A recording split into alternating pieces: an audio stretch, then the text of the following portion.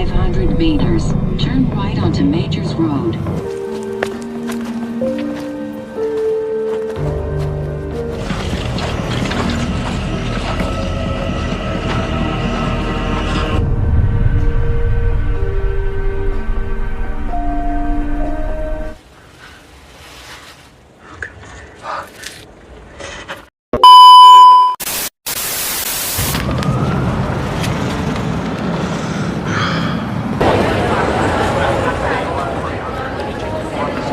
Film akan berfokus pada sepasang kekasih bernama Lisa dan Wade yang kala itu tengah berencana holiday bin healing ke negara kanguru Australia.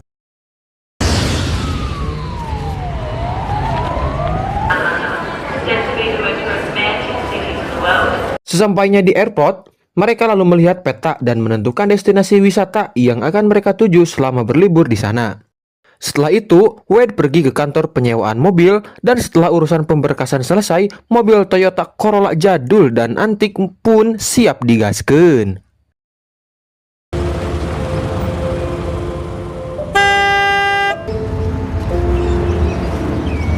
Di awal perjalanan, rarai Lisa maupun Wade sangat hasem dan terlihat jika hubungan keduanya kurang baik dan bahkan agak renggang. Terbukti saat lagi mengemudi, Wade melemparkan cincin emas berikut kotaknya ke dalam dashboard mobil dengan seenaknya. I can't even see it. I don't know. I'm driving. I can't see it either. You can see it. Excited? I'm excited. This is meant to be amazing. Lisa lalu mengatakan jika sebaiknya cincin itu disimpan di tempat yang lebih aman agar tidak hilang. Namun, Wade yang seolah kesal dengan ucapan Lisa itu mengabaikan omongannya dan fokus melihat rute perjalanan mereka. Lyle, you're in my video. It has to be in your video. Perjalanan pun berlanjut dan meski situasinya agak canggung, Lisa mencoba menikmati setiap momen liburan mereka di sana. Layaknya wanita pada umumnya, cekrek-cekrek tak pastinya jadi rutinitas utama setiap kali melihat sesuatu yang unik. Use the rear view mirror. That is amazing. Beberapa jam setelah berkendara, mereka pun sampai di destinasi pertama yaitu Pantai Copacabana. Sesuai ekspektasi mereka, pantai tersebut sangatlah indah. Terlebih saat itu tak terlalu ramai dan bahkan tak ada seorang pun yang berenang di sana. I love this place. There's no one out there. Dan tanpa pikir panjang, Lisa berganti setelan dan bersiap berenang sembari membujuk Wade yang mukanya masih asem dan gak mau menemaninya berenang. Akan tetapi, berkat rayuan maut dan sedikit colekan manjanya, Wade akhirnya luluh juga. Hingga setelah cukup lama berenang, Wade merasakan kesakitan luar biasa di area pahanya. Usut punya usut, ternyata itu ulah ubur-ubur kesukaan SpongeBob yang tengah bermigrasi ke pantai tersebut. Itu pula alasan kenapa pantai sangat sepi dan tak ada orang yang berani berenang di sana. God. Oh my god. Oh. They really need to warn tourists about this. Setelah mengobati luka si Wade, Lisa yang kecewa dengan liburan mereka di pantai, sekilas melihat destinasi menarik lain di Australia, yaitu Uluru, yang dimana itu adalah sebuah bukit indah di Australia. Akan tetapi, waktu yang dibutuhkan untuk sampai ke sana berkisar 1,5 hari. Cool place, sculptures in the desert. And they've got these. Namun begitu, mereka berdua akhirnya sepakat untuk pergi ke sana dan hanya mengandalkan GPS sebagai pemandu jalan. Mereka lalu singgah di sebuah pom mini milik warga sekitar untuk mengisi Pertamax, sekaligus jajan cemilan untuk bekal di perjalanan nanti.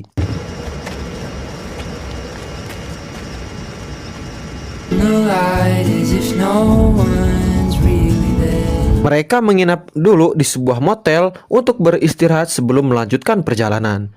Terlihat meskipun sedang liburan, si Wade masih aja ngelamun dan seolah memikirkan sesuatu dan sampai saat ini akar masalah mereka tak kunjung diketahui.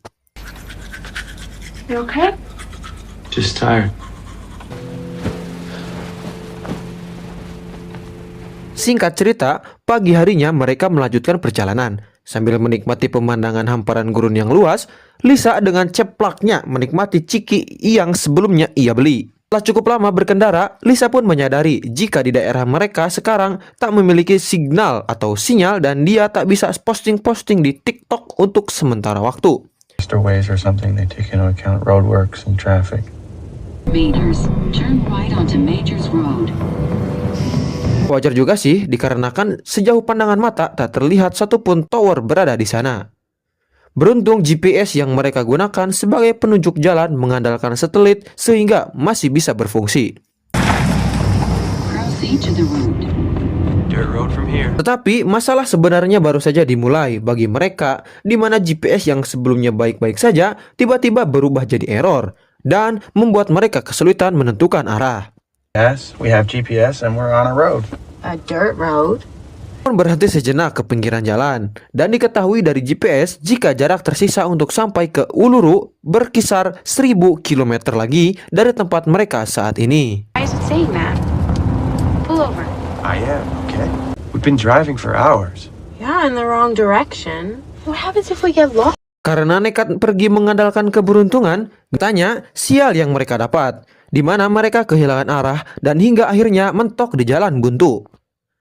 Wade yang udah muak lalu memutuskan untuk tak lagi menggunakan GPS dan mengandalkan instingnya. Namun sejauh mata memandang hanyalah terlihat hamparan gurun luas tanpa satupun pemukiman atau kendaraan lain di sekitar mereka. You got the wheel, Einstein.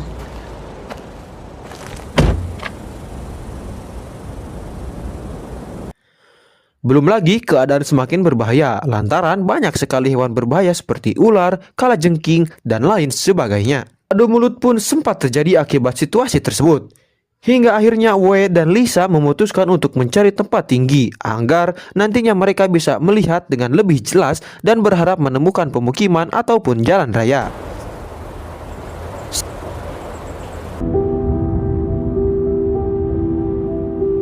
Singkat cerita, mereka pun OTW ke sebuah bukit. Setelah berjalan cukup lama, mereka pun sampai di sana. Sayangnya, mereka tak melihat jalan keluar, melainkan hanya hamparan gurun belaka.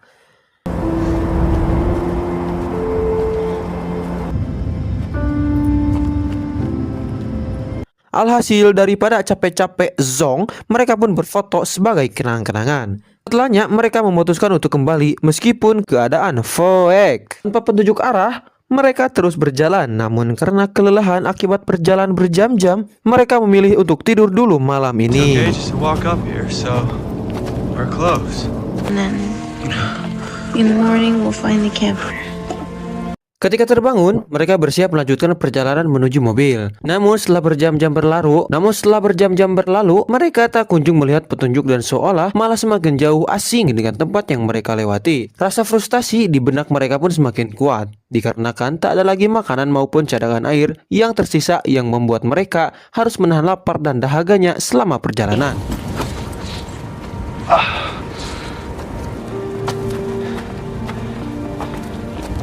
Terlebih lagi, luka di paha Wade sebelumnya terlihat semakin parah dan membuatnya sangat kesakitan.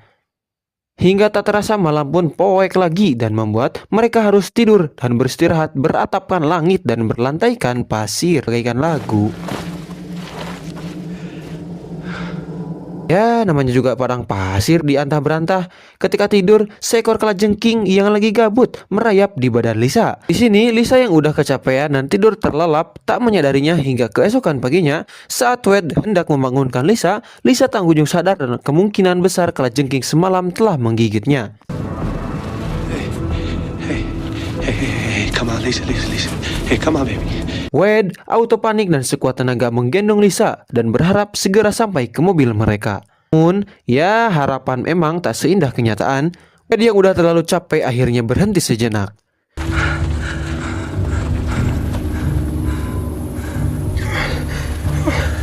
I'm gonna get you home. I'm gonna get you. Hingga saat Wade melihat sebuah pesawat yang hendak melintas dari kejauhan, ia segera meminta tolong dengan membuat tanda SOS batu-batu yang ia kumpulkan. Sayangnya pesawat tersebut melengos pergi seolah tak melihat tanda dari Wade. Sudah terlalu lelah, Wade memutuskan untuk pergi sendiri dan membiarkan Lisa beristirahat di sana. Tak lupa dia juga mengambil ranting yang digunakannya sebagai tanda jalan jika sewaktu-waktu ingin kembali. Setelah cukup lama berjalan, Wade menemukan tas Lisa yang artinya dia telah kembali ke titik peristirahat mereka sebelumnya. Sementara Lisa yang baru terbangun mengalami sakit luar biasa di punggungnya akibat sengatan kalajengking.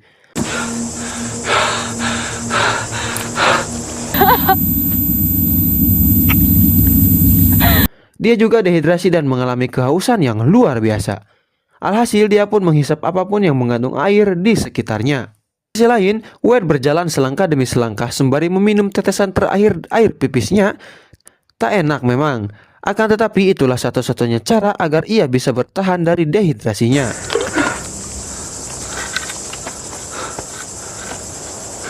Hingga akhirnya dia berhasil sampai ke tempat mobil mereka berada.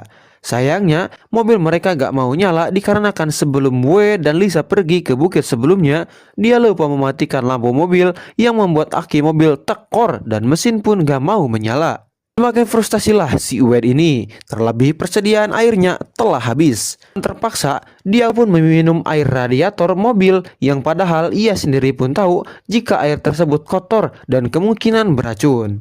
Di hari keempat, Wade mencoba kembali ke tempat Lisa berada. Namun, gejala aneh di tubuhnya mulai ia rasakan setelah meminum air radiator mobil.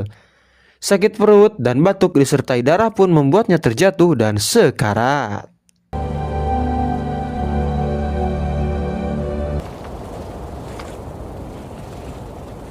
Sementara Lisa sendiri yang tak mau menyerah begitu saja mengikuti tanda yang dibuat Wade dan pada akhirnya berhasil menemukannya. Detik-detik terakhir hidupnya, Wade meminta Lisa untuk mengikuti tanda yang ia buat yang akan membawanya menuju mobil. Juga memberikan air pipis terakhirnya agar Lisa tak mengalami dehidrasi. You gotta follow my life. Ini kita lihat bahwa betapa besar rasa cinta Wade sama si Lisa ini yang terbukti dari seluruh pengorbanannya selama ini. Tanda berikut air pipis si Wade itu, Lisa akhirnya berhasil sampai ke tempat mobil mereka berada. Tapi saat masuk ke dalam, udah ular gurun yang sangat berbisa mengleyotin dia. Alhasil Lisa pun tak menggerakkan tubuhnya selama berjam-jam agar terhindar dari gigitan ular itu. Setelah sang ular menjauh, dia segera mengambil handphone dan keluar dari mobil. Membuka handphonenya dan melihat sisa-sisa kenangannya dengan Wade. Dari sebuah video di handphonenya itu, terungkaplah fakta penyebab keretakan hubungan mereka, di mana saat dalam perjalanan menuju ke Australia, di dalam pesawat, Wade memberikan kejutan dengan melamar Lisa di depan seluruh penumpang lain. Alih-alih senang, terharu, dan mewek-mewek, malah menolak permintaan Wade itu dan merasa memang dia sangat mencintai Wade. And I said no. Akan tetapi kalau urusan nikah dan menjadi seorang ibu, dia nyatanya belum siap. Hal tersebut tentunya membuat Wade sedih sekaligus malu dong. Dan itulah asal muasal pertengkaran mereka selama liburan. Meskipun merasa sangat menyesal, namun kini waktu udah gak bisa kembali dan Lisa harus menjalani kenyataan hidupnya yang begitu sulit tanpa kehadiran Wade di sampingnya. Hingga di hari ke-6, dia mengalami dehidrasi tinggi yang membuatnya sekarat dan bahkan berhalusinasi. Namun keberuntungan mulai menghampiri Lisa yang dimana dia ditolong oleh seorang peternak wanita lokal yang sebelumnya mengendarai pesawat dan melihat tanda SOS buatan Wade. Lagi-lagi jasa Wade sangatlah besar, bahkan sampai di detik-detik terakhir. Jasad Wade pun kini telah ditemukan dan dikembalikan ke rumahnya. Sementara Lisa sendiri berhasil selamat dan menjalani kehidupannya tanpa Wade dan film pun tamat. Oke, itulah dia alur cerita film Outback. Terima kasih yang masih stay sampai akhir. Bang Dixon beserta seluruh tim pamit dan adios amigos, permios, ngaleos.